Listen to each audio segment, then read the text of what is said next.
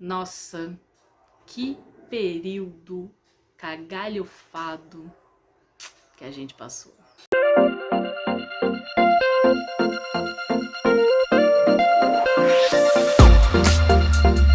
Oi pessoal, eu sou a Cici Freire, bem-vindos ao Dicas da Cici.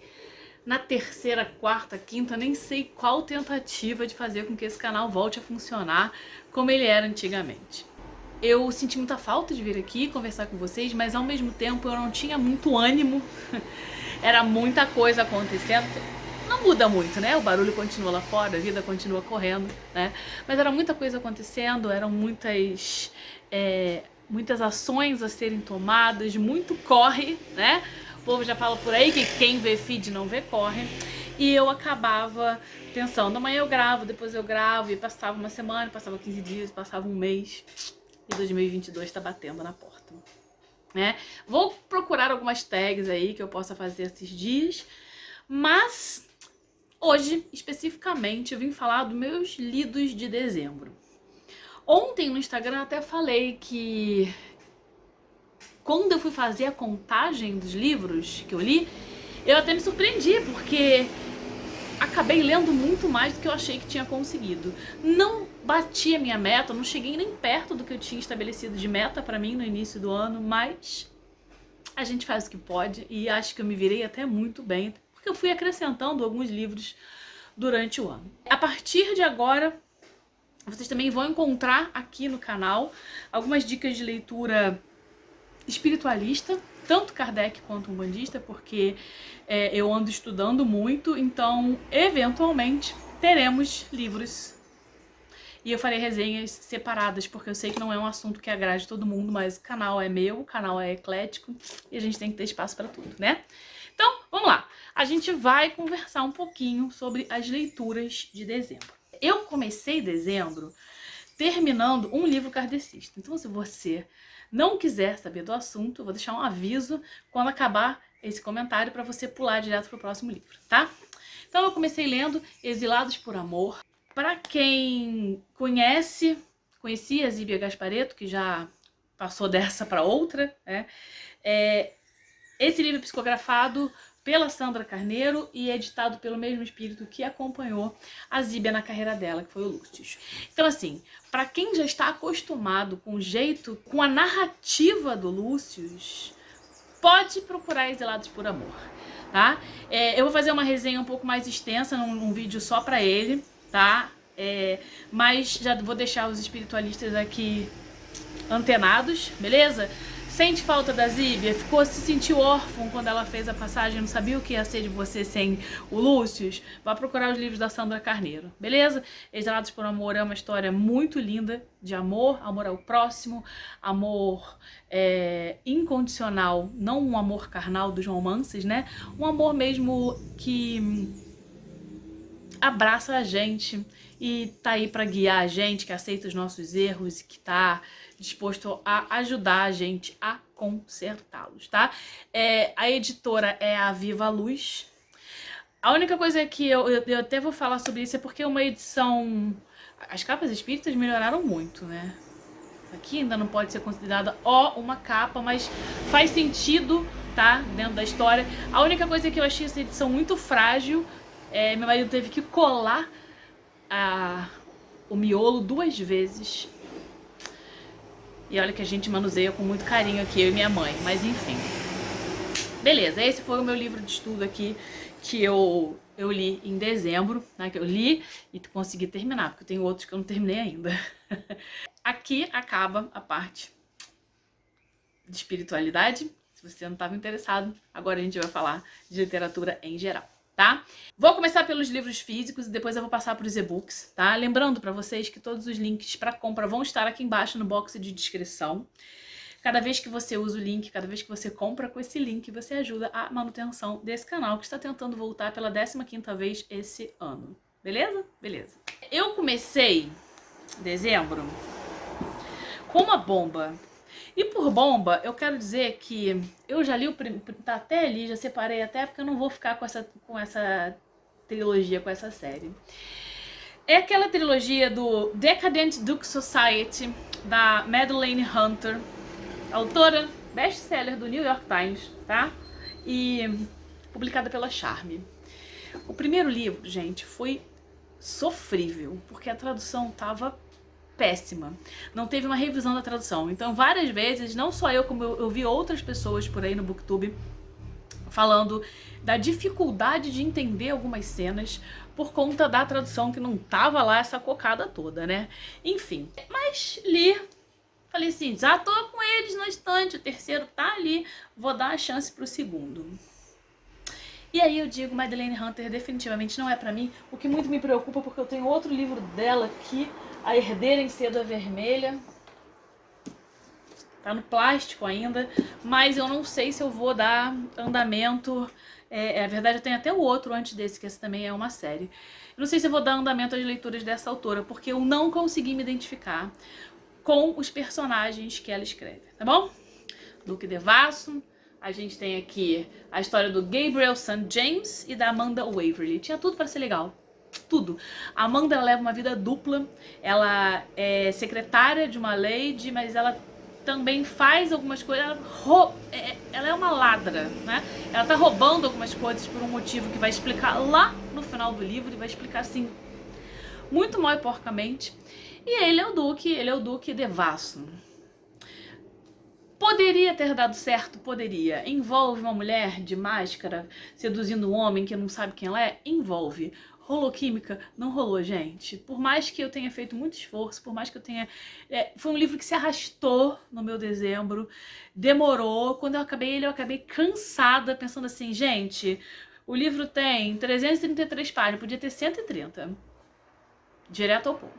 E no final, quando eles vão resolver, quando eles contam lá sobre o porquê que ela está roubando aquelas coisas, né, tem a ver com um negócio de família, você fica assim, pera,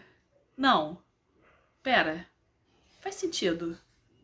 Vou ler de novo porque eu li errado. Mas é isso mesmo, eu li certo, não li errado não. Então, foi uma leitura que realmente não me agradou. Eu tenho aqui ainda o Nunca Diga Não a um Duque, tá ali em cima. Mas também não sei o que eu vou fazer. Enfim, saí dessa tortura para um livro que foi muito falado, aclamado e recomendado por todos os meus amigos no BookTube e por outras pessoas que eu sigo também, que são Os Sete Maridos de Evelyn Hugo. Gente, eu sou uma criatura que nasceu em 1973. Então, hoje, dezembro de 2021, tenho 48 anos. Quando eu li o título Os Sete Maridos de Evelyn Hugo e vi essa foto, só consegui pensar na Elizabeth Taylor e aquela cacetada de marido que ela colecionou durante a vida toda. Então, eu comecei a ler esse livro com essa imagem na cabeça. Mas a Evelyn, ela tem algumas diferenças da Liz Taylor, tá? Na verdade, a Evelyn é uma personagem que ela vai te surpreender. Ela é uma cubana que fez muito esforço para alcançar o sucesso dentro de Hollywood.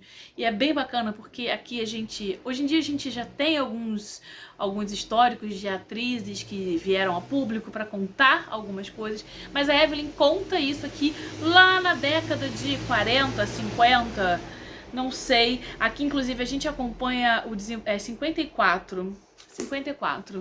A gente acompanha o passar dos anos, a gente acompanha mudança de presidente dos Estados Unidos, os gays indo pra rua para lutar pelos direitos. Não existia LGBTQ na época, eram os gays mesmo. A gente acompanha a morte do Rock Hudson, a gente acompanha como funciona Nossa, balancei a mesa, gente, perdão. Enfim, a gente acompanha como funciona o cinema e a gente acompanha Evelyn. Evelyn se casa 7 vezes pelos mais variados motivos. E ela carrega a vida inteira um amor que não tem muita solução. Um amor que ela não pode viver. Tem 1000 motivos, tá? No início do livro, a Evelyn chama uma jornalista, a Monique, que é uma desconhecida, trabalha numa revista escrevendo matérias, assim, que não é o sonho dela, não é o foco dela, não é o desejo dela, mas ela trabalha nessa revista. E a Evelyn vai até a revista, diz que quer fazer uma entrevista para a revista, quando na verdade ela quer contratar a Monique e só a Monique para escrever a biografia dela. Então todo o livro é narrado sob a perspectiva da Evelyn, mas é ela contando para Monique. Então a gente tem pausas, a gente vem para o momento atual com a Monique e os dramas dela, a separação dela, a Evelyn no momento atual dela também, e aí a gente volta no tempo, vai e volta, e é muito legal. O maior mistério aqui não é a paixão da Evelyn, não é quem é o amor da Evelyn. O maior mistério aqui é por que a Monique foi escolhida. Uma pessoa desconhecida. Por que ela foi escolhida por uma das maiores atrizes do cinema? Uma das mais aclamadas, uma das mais desejadas, uma das mais sexys. E vou te falar, eu pensei em várias coisas, mas nunca passou pela minha cabeça o real motivo da escolha da Evelyn pela Monique. Então, super recomendo, tá? Foi um livro que eu li muito rápido, e me tirou do ranço do Duque Devasso. Então, se você ainda não leu, tá? Os 7 Maridos de Evelyn Hugo, está aqui embaixo um link. Depois eu vou voltar para falar um pouco mais sobre ele, com um pouco mais de spoiler, mas eu vou avisar vocês, tá bom? Sete Maridos de Evelyn Hugo foi publicado pela Editora Paralela e eu tenho só um comentário para fazer aqui que me irrita, mas não é uma particularidade minha. O livro não tem travessão, ele é com aspas, e eu acabo ficando meio confusa e eu não gosto muito, mas é minha opinião. Último livro físico que eu terminei de ler hoje, Perdão Mortal, primeiro volume da trilogia O Clã das Freiras Assassinas. Gente, freira e assassino na mesma frase? Só pode dar certo. Essa trilogia, publicada pela plataforma 21, tá na minha estante há muito tempo, E eu sempre boto na minha TBR e nunca vou. Só que, depois que eu terminei Evelyn Hugo e li um outro e-book, eu comecei 3 livros físicos e eu abandonei, não conseguia me ligar, não conseguia me conectar. Foram 3 romances e eu falei assim, gente, eu acho que o problema tá no gênero, vou trocar. Tem muito tempo que eu não leio uma fantasia, vou trocar. Aí vim aqui na estante, olhei, leio o Segundo de Corte. Não leio o Segundo de Corte. Começo a ler, eu li vários livros que não estavam com a série completa. Eu falei, não, vou pegar Perdão Mortal. E aqui a gente vai conhecer escreve, gente, Ismael. E aí eu ontem aprendi com uma seguidora que é Esmei. Esmei. Depois eu vou até ver se é isso mesmo. Bom, a gente segue essa mocinha aqui, tá? Demoiselle. Estamos na Bretanha, 1485, temos personagens históricos reais, como a Duquesa Anne, e uma trama de fundo política real, aonde a França quer deter o poder sobre a Bretanha. No meio disso tudo, a gente tem a nossa protagonista, vítima de violência doméstica por parte do pai, vendida por um marido que também tem tudo para ser violento, e ela é resgatada pelas freirinhas lá do convento das assassinas. Essa mocinha, ela tem uma marca de nascença nas costas, ela é identificada como filha de Mortem. E esse deus, ele chama lá, põe todo mundo nesse convento, e dentro desse convento, tá, elas são treinadas. Vai ter um vídeo só sobre esse livro, onde inclusive vou também conversar livremente. É muito bacana, tá? A primeira frase aqui do verso da contracapa fala: por que ser a ovelha se você pode ser a loba? Então ela vai para esse convento, ela é treinada e ela é jogada de volta no mundo para cumprir algumas tarefas que a abadesa passa para ela, tá? A abadesa lá, como diz a minha filha, o cabeça de Roma, né? A chefe do convento. E no meio do caminho ela conhece um homem e as coisas vão se desenrolando, ela começa a ter algumas dúvidas, tá? Mas é uma moça muito jovem, uma noviça, muito jovem, ela fez só os primeiros votos, ela começa a se questionar sobre até onde é a vontade do Deus da morte e onde que começa a vontade da abadesa do convento da política. Então é bem bacana e impossível você não se apaixonar por ela e por esse livro. Beleza? O link tá aqui embaixo, tá, gente? Ok, vamos passar para os nossos e-books, não é mesmo? Porque a gente vai lendo tudo. Lançamento desse mês, tive 2 da Pitangos para ler. Então eu li O Barão Bêbado, que vai aparecer essa capa aqui. Inclusive essa capa tá maravilhosa, tá? Ele é o 3º volume dessa série, Lordes Imperfeitos. E essa capa, ela mudou para essa capa aqui. E eu já sei que todo mundo que comprou também vai poder receber uma cover com com a capa nova quando modificarem as capas dos antigos. Enfim, o Barão Bêbado. A gente tem um cara que é chegado numa... Não, calma aí. Vou começar do começo. A série chama Lordes Imperfeitos porque todos eles têm um defeito. Então os primeiros aqui, que é o Conde Sovina e o Duque Mukirana, são obviamente pão duros. Aqueles que não abrem a mão nem para jogar peteca. As autoras, Moira Bianchi e Lucy Dibby, elas têm o intuito de mostrar pra gente que na imperfeição existe o amor. Ninguém é perfeito. E você pode amar o imperfeito, você deve amar o imperfeito, tá? Então, a gente teve os pão duros e agora a gente tem os embriagados. Os temas, o tema da bebida, apesar de ser uma coisa muito delicada, ela é tratada com seriedade, tem um toque engraçado, obviamente, mas você chega ao final do livro com uma sugestão de tratamento, sabe? É tudo muito bem pesquisado e bem tratado. Então, se joga pra ler que vocês vão gostar. É um casal de muita química, tá? A Jill Duval, ela viu o pai ser arruinado, perder tudo por conta desse barão. Esse barão que hoje em dia é bêbado. Só que ela não sabe que esse bêbado é filho do barão antigo. E ela chega em Londres com um propósito, uma sede de vingança. Ela quer se vingar. Só que ela dá de cara com o Harrison, lindo, maravilhoso e bêbado. Ele é muito bêbado. Ele, bebe tudo. Ele bebe tudo. E ele fala assim durante o livro, sabe? A autora, ela teve o cuidado de botar a grafia como a gente escuta a pessoa embriagada falar. Então, o Harry, ele tem um motivo para se afundar na bebida. Ele bebe de tudo, desde vinho até o uísque. Se bobear, botar álcool, ele vai beber também, porque é ali que ele encontra o sossego do coração dele por conta de coisas do passado.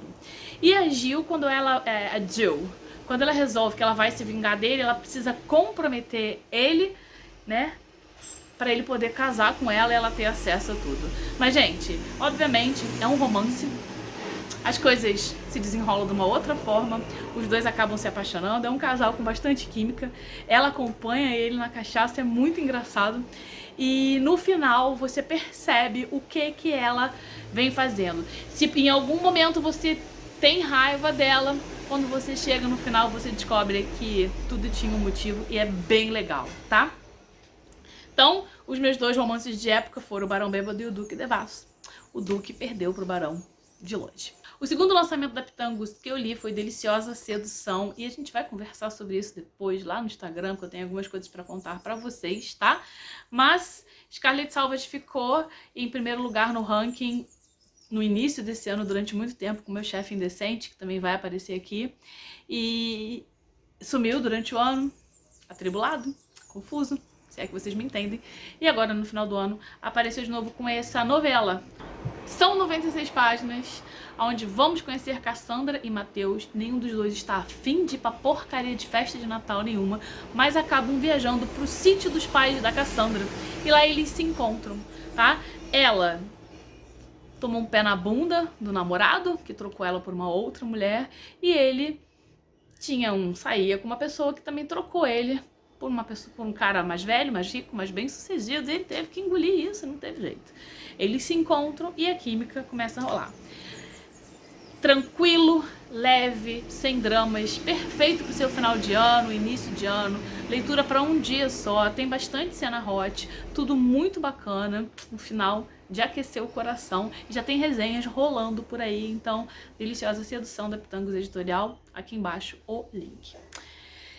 Vamos passar para a Lucy Foster. Eu conheço a Lucy há muito tempo, por volta de 1999, quando a Fox ainda passava Buffy de uma forma inédita. A gente fez amizade naquela época, a gente trocava muita ideia, conversava muito. Foi uma surpresa quando eu reencontrei a Lucy no mundo literário, justamente com o Senhor Tempestade. E agora ela lançou um conto chamado O Toque da Morte. O Toque da Morte acompanha a Beverly Freire, deve ser minha prima, minha parente, eu não sei o que é, tá? E a Beverly, ela trabalha num necrotério e ela tem habilidade de ver almas. Ela cruza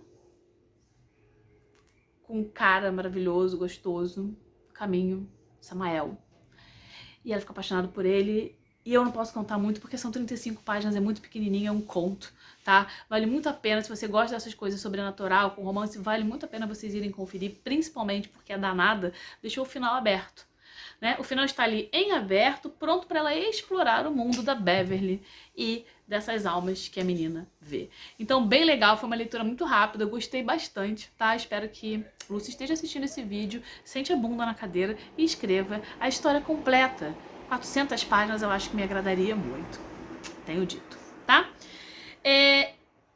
Acabou, gente. Tô aqui olhando, acabou. 1, 2, 3, 4, 5, 6, 7. Falei dos 7. E foi isso. Essas foram as minhas leituras de dezembro, tá? Tô olhando também pra lá porque eu separei um monte de livro que provavelmente vou fazer TBR pra janeiro, mas nada muito ousado porque a vida tá aí, né? E eu tô terminando mais um romance, finalmente. Então tem que ser muito cauteloso. Não sei o que vocês leram em dezembro, não sei nem se vocês estão com saudade de ouvir minha voz e olhar pra minha cara, que tá um pouquinho mais gorda, porque afinal de contas, 2 anos de pandemia trancada dentro de casa, eu só fiz comer e ser feliz e agradecer que tô viva, né? Enfim, e cultivar plantas também, quem segue no Instagram sabe. Vou ficando por aqui. Se você já leu algum desses livros, deixe um comentário aqui embaixo. Se você ficou interessado por algum, também deixe um comentário aqui pra gente trocar uma ideia, tá? Me sugiram tags pra eu gravar agora no fim do ano. Não achei nenhuma tag de retrospectiva 2021, queria ter encontrado para poder gravar. E é isso. Vão comprar livro, use o link aqui do canal. E acho que vocês já estão acostumados com esse blá blá blá, apesar de eu ter ficado sumida há tanto tempo, tá? Vou ficando por aqui. Um grande beijo para vocês. Ótimo 2022. Pode ser que eu fale isso mais umas 2 vezes até o final do ano, mas ótimo 2022. Deixe em 2021 tudo aquilo que não pertence mais a vocês, tudo aquilo que não agrega valor, tudo aquilo que é só peso, que só machuca, que só maltrata. Tem espaço na vida da gente pra isso. Se você tem um sonho, não fique esperando o ano virar pra correr atrás desse sonho. Levanta da cadeira e corre atrás dele agora. Beijo pra vocês. Tchau, tchau.